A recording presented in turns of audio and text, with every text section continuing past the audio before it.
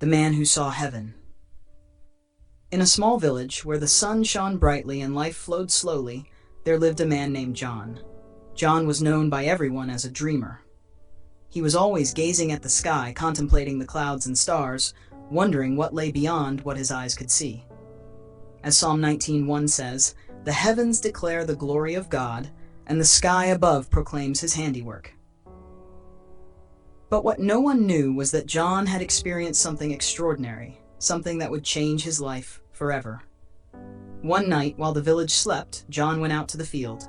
The sky was clear, filled with twinkling stars that seemed to whisper secrets to him.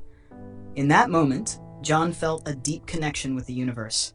It was as if the sky was calling him, as Isaiah 40, verse 26 states, "Lift up your eyes on high and see who created these." So he lay down on the grass, looking up, and closed his eyes. Suddenly he felt a tremor, as if a beam of light had passed through him. When he opened his eyes, he found himself in a completely different place. He was not in the field, but in a vast landscape filled with brilliant light and colors he had never seen before. It was a place of indescribable beauty, where every leaf, every flower, every breeze seemed to vibrate with life. "In my Father's house are many rooms," John 14:2 says, and at that moment he understood he had arrived at a special place. As he walked, he began to notice beings around him. They were radiant figures with warm smiles and eyes full of love. John felt a profound peace, a sense that everything was in its place. One of these beings approached him. "Welcome, John," they said with a melodious voice. "You have been brought here because your thoughts and dreams have opened the door to this place." Amazed, John asked, "What is this place? Is it heaven?" The being smiled and replied, "It is a place of revelation, where you can see the world as God sees it. Here you can understand the purpose of your life and the love that surrounds you." With those words, John began to experience visions. He saw moments of joy, love, and laughter, but also moments of pain and suffering.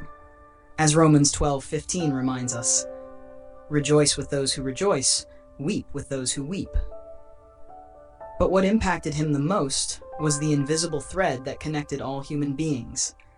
He saw how every action, every decision, every word spoken had an impact on others.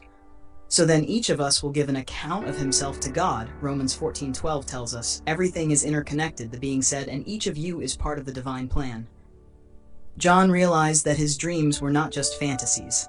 They were the way God spoke to his heart. Every desire of his soul, every longing to see the world transformed, was a spark of light in the grand scheme of creation.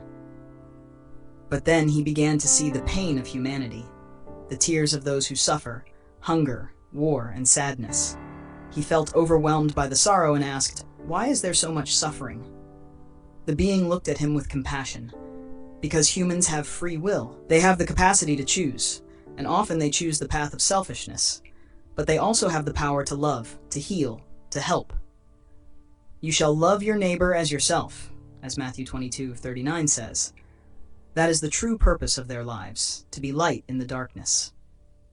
John felt a burning in his chest. He wanted to do something. He wanted to return and be an instrument of peace and love. So he asked the being, "Can I go back? I want to share what I have seen." The being smiled and nodded. "Your journey is just beginning. Always remember that love is the answer, and that each day is a new opportunity to do good."